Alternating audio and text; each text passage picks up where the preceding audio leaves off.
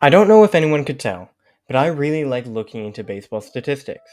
And I specifically really like looking into pitching statistic. On the bump baseball, on the bump is the mound, pitchers take the mound. Okay, you get it.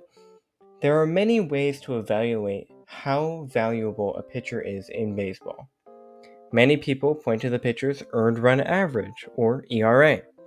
Some people may look to pitcher wins above replacement, or WAR, in order to determine how valuable that player is.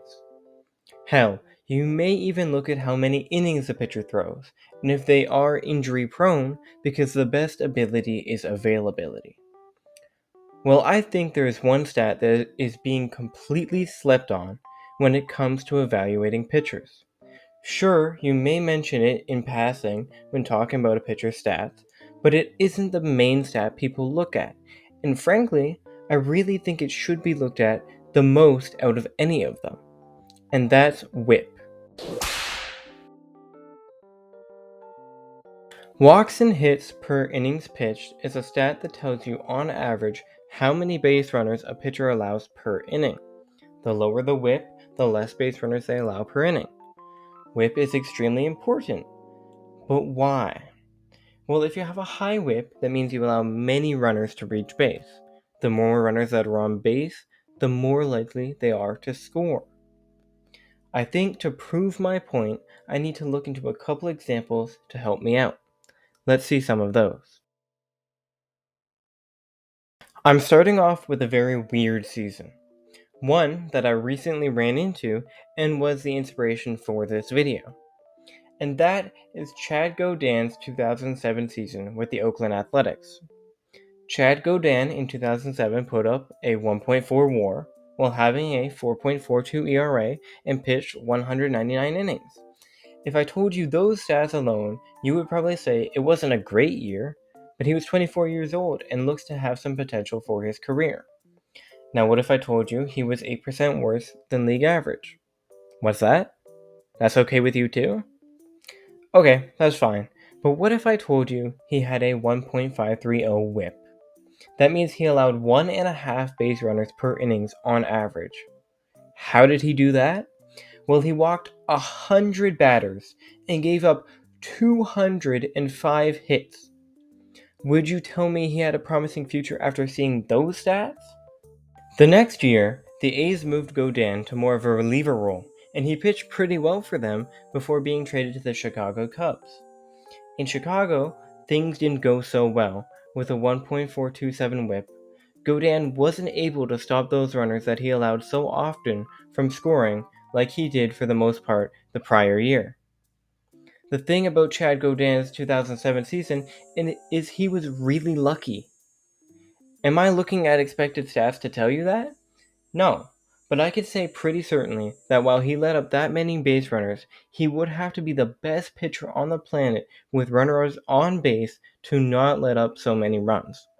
And frankly, even if you are the best pitcher on the planet with runners on, it's baseball. Anything can happen, and that success won't be sustained forever. Chad Godin stuck around the league until he was 30, but really only had one other season with a significant positive WAR total. His 2007 is one of the weirdest and most prime examples of how WHIP is able to tell you how good a pitcher is, because sometimes WAR and ERA don't tell the full story.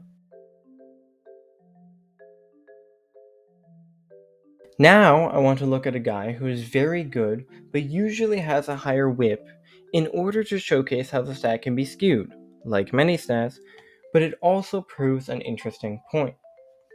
Blake Snell had the most walks in the league in his 2023 Cy Young season, while posting a 2.25 ERA and also having a 1.189 whip. Now, obviously, his whip isn't nearly as high as Godin's, and I can almost guarantee that no Cy Young Award winner has or ever will have the whip that Chad Godin had in 2007, because it's really unsustainable to allow that many base runners. An extremely common theme with Snell is that he doesn't go past 7 innings in a game, basically ever. Before his no-hitter in 2024 with the Giants, Snell had never completed a game. And the biggest reason for this is because he throws so many pitches as he allows so many base runners. Snell is a strikeout pitcher who goes for a lot of swings and misses out of the zone, meaning if he doesn't get the swing and miss, he is putting runners on often. Getting deep into counts and allowing base runners is a great way to get your pitch count up. And since he's a strikeout pitcher, when runners get on, Snell is pitching to get the batter out himself instead of leaving it up to his defense, which again brings pitch count up. Snell is one of the best pitchers in today's age. He has some of the nastiest pitches you will ever see. And trust me, if you watch one of his starts, you will see a lot of them. In the case of Snell, whip shows how inefficient he is at getting outs. He will eventually get those outs and give your team 5 very good innings at least, but he will most likely never eclipse 200 innings in a season because of his style of pitching. The only 2 years that Snell has reached 180 innings, he has won the Cy Young. But the fact of the matter is, he is inefficient and putting a lot of strain on himself to get big outs in big moments. If he pitched to contact more, who knows? He could get hit around, but he could also get deeper into games and not force himself to dial in every time he puts a runner on. I'm by no means saying because of his whip, Snell is undeserving of his Cy Youngs. Both 2018 and 2023, he completely deserved the award. He is a dog. All I'm saying is that whip is telling the story of Snell being inefficient compared to Chad Godin, who was getting really lucky in 2007 when his whip was so high. I think whip can be looked at in very different lights, and I honestly believe more people should take it into consideration when evaluating pitchers.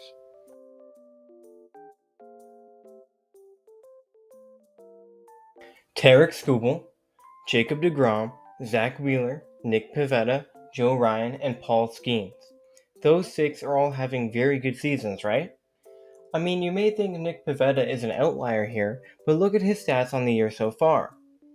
Those 6 are at the top of the whip leaderboard in the same order as of August 22nd. As of now, Skubal looks to be on his way to his second straight Cy Young Award, with deGrom most likely being in the top 5 of voting. And Skeens looks to be on his way to win his first Cy Young Award, while Wheeler most likely would be runner-up depending on how quickly he will come back from his recent injury. But why do I bring up this list? Well, I would make an argument that everyone in the top 15 to 20 in WHIP for 2025 are pretty much the best pitchers in baseball this year. Could there be some outliers? Of course, there are always outliers. But for the most part, everyone who is on this list are elite arms, who should be talked about for their talent. That list alone is enough for me to say that whip is very important, and it's very much an underrated stat that I don't think is mentioned enough. The correlation between low whip and good pitcher is too strong for it not to be a stat that should be at the forefront of talking points. I rest my case. Clearly, whip is a very good stat for evaluating a pitcher or a pitcher's efficiency. Chad Godin's 2007 season wasn't as good as the ERA or WAR may have told you, and Snell is a really good pitcher, but his efficiency is his weakness. In these ways, I really believe whip is one of the best, if not the best stat to look at for pitchers, and it isn't talked about enough. Thank you all for watching the video. If you have a stat that you like more than whip, feel free to comment. If you enjoyed the video, please consider subscribing, and have a good day.